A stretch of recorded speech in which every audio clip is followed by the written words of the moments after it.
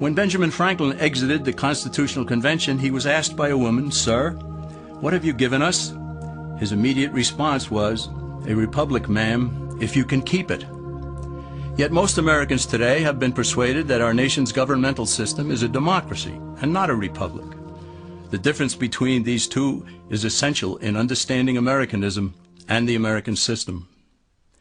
Before we discuss political systems, however, it's helpful to address the confusion that has been spread about the political spectrum. Many have been led to believe that the political spectrum places groups such as communists on the far left, fascists or dictators on the far right, and political moderates or centrists in the middle. However, a more accurate political spectrum will show government having zero power on the far right to having 100% power on the far left.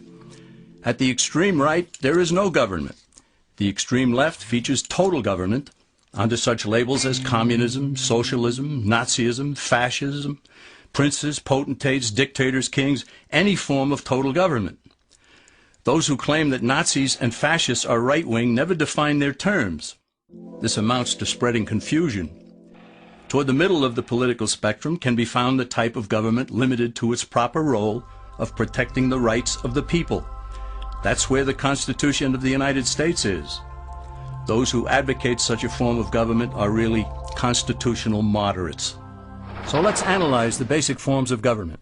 They are monarchy or dictatorship ruled by one, oligarchy ruled by a few, democracy ruled by a majority, republic ruled by law, and anarchy, which is ruled by no one. In discussing these five, we'll see that they can be narrowed down to even fewer. Looking first at monarchy or dictatorship, this form of government doesn't really exist in the practical sense. It's always a group that puts one of its members up front. A king has his council of nobles or earls, and every dictator has his bureaucrats or commissars, the men behind the scenes. This isn't ruled by one, even though one person may be the visible leader. It's ruled by a group. So let's eliminate monarchy, dictatorship, because it never truly exists. Oligarchy, which is ruled by a group, is the most common form of government in all history. And it is the most common form of government today. Most of the nations of the world are ruled by a powerful few, and therefore oligarchy remains. At the other end, we find anarchy, which means without government. Some people have looked over history and found that many of its worst crimes were committed by governments. So they decided that having no government might be a good idea. But this is a mistake, because as the ancient Greeks stated, without law there can be no freedom.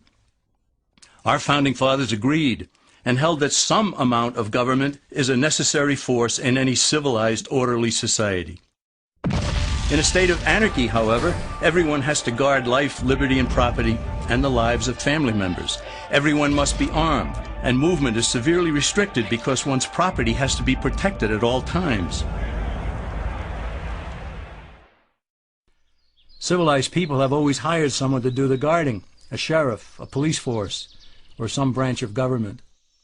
Once law enforcement was in place, the people were freer. They could leave their property, work in the fields, and so on. In short, the proper amount of government makes everyone freer.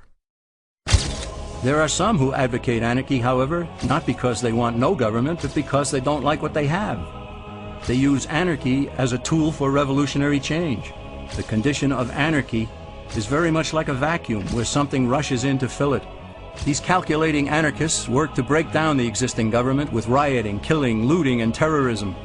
Tragically, the people living in such chaos often go to those best able to put an end to it and beg them to take over and restore order. And who is best able to put an end to the chaos? The very people who started it. The anarchists who created the problem then create a government run by them, an oligarchy, where they have total power. This is exactly what happened in Russia that led to Lenin taking total power, and in Germany where Hitler's brown shirts created the chaos that brought him to power. But anarchy isn't a stable form of government. It's a quick transition from something that exists to something desired by the power-hungry. It's a temporary condition, and because it isn't permanent, we eliminate it as well. The word democracy comes from two Greek words, demos, meaning people, and kratein, meaning to rule. Democracy, therefore, means the rule of the people, majority rule. This, of course, sounds good, but suppose the majority decides to take away one's home, or business, or children. Obviously, there has to be a limit. The flaw in democracy is that the majority isn't restrained. If more than half the people can be persuaded to want something in a democracy, they rule. What about republic? Well, that comes from the Latin, res meaning thing, and publica meaning public. It means the public thing, the law. A true republic is one where the government is limited by law, leaving the people alone. America's founders had a clean slate to write on. They could have set up an oligarchy. In fact, there were some who wanted George Washington to be their king.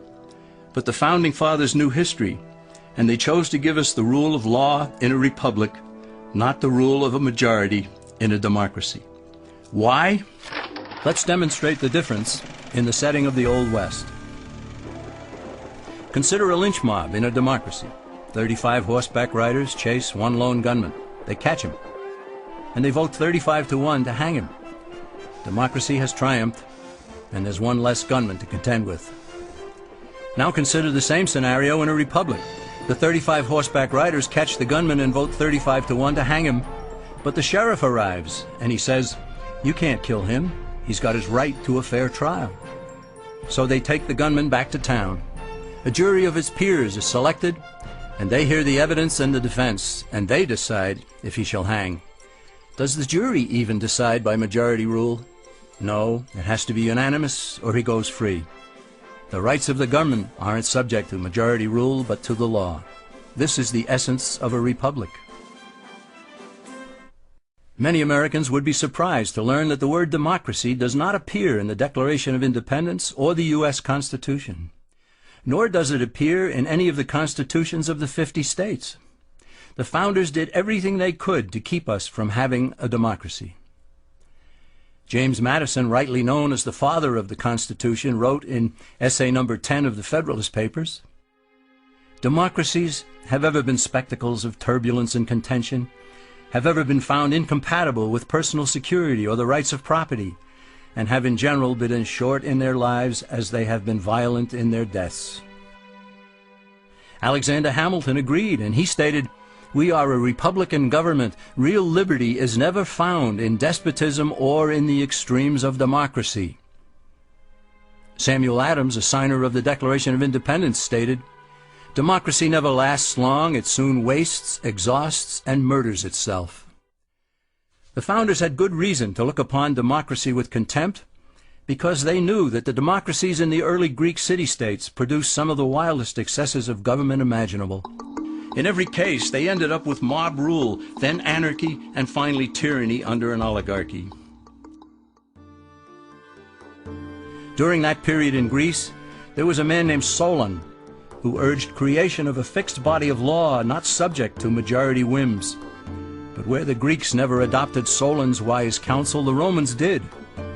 Based on what they knew of Solon's laws, they created the 12 tables of the Roman law, and in effect built a republic that limited government power and left the people alone.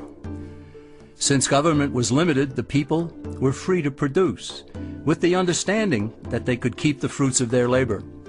In time, Rome became wealthy and the envy of the world. In the midst of plenty, however, the Roman people forgot what freedom entailed. They forgot that the essence of freedom is the proper limitation of government. When government power grows, people freedom recedes. Once the Romans dropped their guard, power-seeking politicians began to exceed the powers granted them in the Roman Constitution. Some learned that they could elect politicians who would use government power to take property from some and give it to others. Agriculture subsidies were introduced, followed by housing and welfare programs. Inevitably, taxes rose and controls over the private sector were imposed. Soon, a number of Rome's producers could no longer make ends meet, and they went on the dole.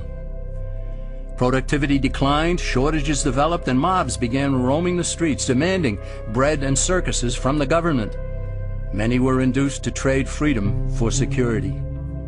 Eventually, the whole system came crashing down. They went from a republic to a democracy, and ended up with an oligarchy under a progression of the Caesars.